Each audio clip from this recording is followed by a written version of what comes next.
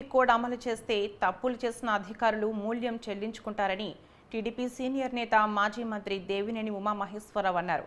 అధికారులు ఎన్నికల కోడ్ అమలు చేయాలని కోరారు. ఇప్పటికే ఒక ఐజీ, 3 కలెక్టర్లను ఎన్నికల బాధ్యతల నుంచి తొలగించారని గుర్తు చేశారు. సజ్జల భార్గవరెడ్డి నేతృత్వంలో తాడేపల్లిలో ఫేక్ ఫ్యాక్టరీ నడుస్తోందని, నెక్స్ట్ స్పేస్ భవనంలో ఫేక్ వార్తలని సృష్టిస్తారని ఆరోపించారు.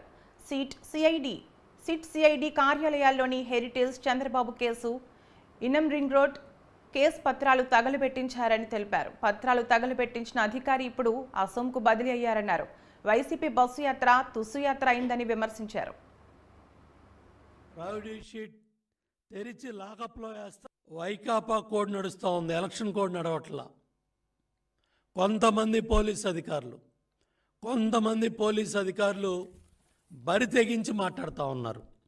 ఓ సిఐ మాట్లాడుతూ ఉన్నాడు, రేయ్ కాల్చిపడేస్తా, రౌడీ షీట్ తెరిచి లాకప్లో వేస్తా. కారంపూడి సిఐ ఏం చర్యలు తీసుకున్నారని డీజీపీని అడుగుతూ ఉన్నాం. ఏం చర్యలు తీసుకున్నారని సంబంధిత ఎస్పీని అడుగుతూ ఉన్నాం. ఎందుకు వస్తూ ఉన్నాయి ఈ మాటలు?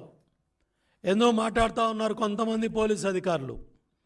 కర్నూలులో తెలుగుదేశం పార్టీ నేత శేషగిరి చెట్టిని ఇన్స్పెక్టర్ చితకబాది, ఆదినారాయణ రెడ్డి ఇన్స్పెక్టర్, ఆయన మీద చర్యలు ఉన్నాయా అని అడుగుతూ ఉన్నాం సంబంధిత ఎస్పీని, డీసీని.